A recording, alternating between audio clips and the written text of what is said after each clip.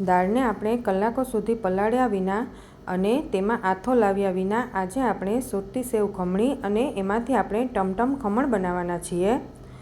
તો ચાલો કેવી રીતે બનાવવા એ જોઈ લઈએ।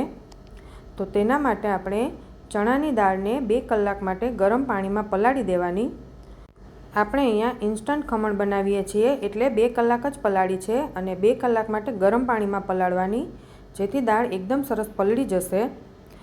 નહીતર પછી જો તમારે ઠંડા પાણીમાં પલાળવી હોય તો 6 થી 7 કલાક પલાળવી પડશે। પછી આપણે બધું જ પાણી નિતારી દેવાનું અને તેને મિક્સર જારમાં એડ કરી દઈએ। પછી 2 થી 3 તીખા લીલા મરચાં, થોડો આદુનો ટુકડો, મીઠું સ્વાદ પ્રમાણે અને થોડી એવી હળદર એડ કરી દેવાની। હળદર વધારે એડ નથી કરવાની। પછી આપણે તેમાં 3 થી 4 ટેબલ સ્પૂન જેટલું જ પાણી એડ કરવાનું છે। પાણી વધારે એડ નહીં કરવાનું। આ રીતે બેટર થીક રહેવું જોઈએ। હવે આપણે તેને એક બાઉલમાં લઈ લઈએ અને તેને સારી રીતે 2 થી 3 મિનિટ માટે આ રીતે ફેટી લેવાનું। આ રીતે ફેટી લેવાથી તેમાં એર ભરાશે અને ખમણ આપણા એકદમ સોફ્ટ બનશે। આથો લાવવાનો ન ટાઈમ હોય એટલે આપણે આ રીતે ઇન્સ્ટન્ટ બનાવીએ છીએ, નહીતર આખી રાત મૂકી દેવાનું જેથી તેમાં આથો આવી જાય। હવે આપણે સારી રીતે ફેટી લીધા પછી 1 ચમચી જેટલો ઈનો એડ કરી દેવાનો અને તેમાં ઉપર અડધું લીંબુ નીચવી દઈએ, જેથી ઈનો એકદમ સરસ ફૂલી જશે। અને તમારે ઈનો ન એડ કરવો હોય, બેકિંગ સોડા એડ કરવો હોય તો તમારે અડધી ચમચી જેટલો એડ કરવાનો। હવે ઈનોને સારી રીતે મિક્સ કરી લીધો છે અને તેમાં આપણે 1 ટેબલ સ્પૂન જેટલું તેલ એડ કરવાનું છે। હવે આપણે તેલ એડ કર્યા પછી એકવાર મિક્સ કરી લઈએ અને તેલથી ગ્રીસ કરેલી ડીશમાં આપણે મૂકી દેવાનું છે બાફવા। હવે આ પ્રોસેસ જ્યારે આપણે કરતા હોઈએ ત્યારે સ્ટીમરને પહેલાં જ ગરમ કરવા મૂકી દેવાનું, જેથી તેનું પાણી એકદમ સરસ ઉકળી જશે। તેલથી ગ્રીસ કરેલી ડીશમાં આપણે બધું જ બેટર એડ કરી દઈએ અને પછી તેને સ્ટીમરમાં 7 થી 8 મિનિટ માટે મૂકી દેવાનું છે સ્ટીમ થવા। 7 થી 8 મિનિટ સુધી તેને જોવાનું નથી। હવે આપણે 7 થી 8 મિનિટ પછી જોઈએ તો ખમણ આપણા એકદમ સરસ ચડી ગયા છે। તેને ટૂથપીકથી જોઈ લેવાનું। ટૂથપીક આપણી ક્લીન નીકળે એટલે ખમણ આપણા થઈ ગયા છે। હવે તેને આપણે ઠંડા થવા દેવાના। અહીંયા હું તમને એક પીસ કટ કરીને બતાવું છું। એકદમ સરસ જાડી પડી છે અને એકદમ સોફ્ટ પણ બન્યા છે અને ખાવાથી તેમાં ડૂચો પણ નહીં વળે। હવે આપણા ખમણ તૈયાર થઈ ગયા છે તો આપણે તેમાંથી 2 વસ્તુ બનાવવાના છીએ, એક તો સેવ ખમણી અને ટમટમ ખમણ। તો સેવ ખમણી માટે આ રીતે મોટું પીસ કટ કરી લેવાનું અને તેને તમે આ રીતે છીણીથી પણ છીણી શકો છો અને તમારે આ રીતે ન કરવું હોય તો હાથેથી ક્રમ્બલ કરી લેવાનું।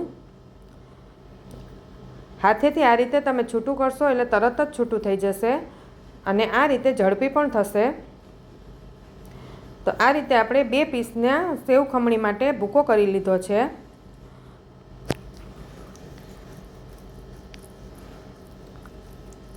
હવે બધો જ ભૂકો થઈ જાય પછી આપણે તેને સાઈડમાં મૂકી દઈએ અને બીજા જે 2 પીસ વધ્યા છે તેના આ રીતે ઝીણા પીસીસમાં કટ કરી લેવાના। તેના આપણે ખમણ બનાવીશું। એકદમ ઇઝીલી કટ પણ થઈ જશે અને તમે કોરા ખાશો તો પણ એટલા સરસ લાગે છે। હવે આપણે આમાંથી 2-3 પીસ ખમણના સાઈડમાં રાખવાના, તેની આપણે ચટણી બનાવીશું। તો તેના માટે આદુ, ખમણ, લીલા ધાણા અને મરચાં લેવાના। હવે બધું જ આપણે મિક્સર જારમાં એડ કરી દઈએ। જો તમારે ખમણ ન એડ કરવા હોય તો તમે સેવ જે ચણાના લોટની આવે એ પણ એડ કરી શકો છો। પછી આપણે મીઠું સ્વાદ પ્રમાણે એડ કરી દઈએ, અડધો લીંબુનો રસ એડ કરી દઈએ અને થોડુંક પાણી એડ કરીને આપણે ચટણી પીસી લઈએ। તો તૈયાર છે આપણી ખમણની ચટણી। તો તેને પણ આપણે સાઈડમાં મૂકી દઈએ। હવે આપણે ખમણ બનાવી લઈએ। તો તેના માટે એક પેનમાં આપણે 2 થી 3 ચમચી જેટલું તેલ લઈ લેવાનું। તમારા ખમણ કેટલા વધારે છે એ પ્રમાણે તેલ લેવાનું। અહીંયા આપણે થોડા ખમણ અને થોડી સેવ ખમણી બનાવીએ છીએ એટલે 3 થી 4 ચમચી જેટલું જ તેલ લીધું છે। હવે પહેલાં આપણે તેમાં ખમણ સાથે ખાવા માટે મરચાં તળી લઈએ। પછી તેમાં રાઈ એડ કરવાની। ખમણ છે એટલે રાઈનું પ્રમાણ થોડું વધારે રાખવાનું। પછી તેમાં 2 થી 3 લીલા મરચાંના કટકા, મીઠો લીમડો એડ કરી દઈએ અને પછી આપણે જે ખમણ કટ કરીને રાખ્યા હતા એ એડ કરી દઈએ અને ઉપરથી લાલ મરચું 1 ચમચી જેટલું એડ કરવાનું અને તેને આપણે સારી રીતે મિક્સ કરી દઈએ। આ ખમણ તમે એકવાર ટેસ્ટ કરશો એટલે તમે અઠવાડિયામાં એકવાર તો જરૂરથી બનાવશો। ખરેખર ખૂબ જ ટેસ્ટી બન્યા છે ખમણ। હવે ખમણને આપણે સારી રીતે મિક્સ કરી દેવાના અને મિક્સ થઈ જાય પછી આપણે તેને ઉતારી લઈએ। તો તમે જોઈ શકો છો કે આપણા ટમટમ ખમણ તૈયાર થઈ ગયા છે। તો ઉપરથી આપણે લીલા ધાણા એડ કરી દઈએ અને લીલું કોપરું હોય તો એ પણ તમે છીણીને એડ કરી શકો છો। હવે આપણે સેવ ખમણી બનાવી લઈએ। તો એના માટે એક પેનમાં 3 થી 4 ટેબલસ્પૂન જેટલું તેલ લેવાનું। સેવ ખમણીમાં તેલનું પ્રમાણ થોડું વધારે હોય છે। પછી તેલ ગરમ થાય એટલે આપણે તેમાં રાઈ એડ કરી દેવાની। મેં અહીંયા 1 મોટી ચમચી જેટલી એડ કરી છે। પછી થોડી હિંગ એડ કરી દઈએ અને લીલા મરચાં ઝીણા સમારીને એડ કરવાના અને મીઠો લીમડો એડ કરી દેવાનો। હવે આ બધી જ વસ્તુ પહેલાં સારી રીતે આપણે મિક્સ કરી દેવાની। પછી તેમાં કાજુ અને કિસમિસ એડ કરવાની। કાજુના ઝીણા કટકા કરી લેવાના પછી એડ કરવાના। હવે આ બધું જ સારી રીતે મિક્સ કરી લેવાનું। પછી 1/4 કપ જેટલું પાણી એડ કરીએ અને તેમાં 3 થી 4 ટીસ્પૂન જેટલી ખાંડ એડ કરવાની। હવે ખાંડ આપણે ઓગળવા દેવાની છે। હવે બધું સારી રીતે મિક્સ કરી લેવાનું। પછી આપણે પાણીના પ્રમાણ પ્રમાણે થોડું એવું મીઠું એડ કરવાનું। અડધો લીંબુનો રસ એડ કરી દઈએ। સેવ ખમણી ખાટી અને મીઠી હોય છે ખાવામાં, એટલે આપણે અહીંયા પણ લીંબુ અને મીઠું અને ખાંડ એડ કરી છે। હવે બધું જ પાણી સારી રીતે ઉકળવા દેવાનું। એકદમ સરસ ઉકળી જાય પછી આપણે જે ખમણનો ભૂકો કરીને રાખ્યો હતો એ એડ કરી દઈએ। આ રીતે સેવ ખમણી બનાવશો એટલે ટ્રેડિશનલ સેવ ખમણી પણ તમે ભૂલી જશો। આ સેવ ખમણી ઝડપી પણ બને છે અને સ્વાદમાં પણ એટલી જ સરસ લાગે છે। હવે બધી જ વસ્તુ સારી રીતે મિક્સ કરી દીધી।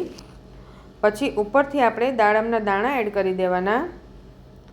લીલા ધાણા એડ કરી દઈએ અને તમને મેં પહેલાં જ કીધું લીલા કોપરાનું છીણ હોય તો એ પણ તમે એડ કરી શકો છો।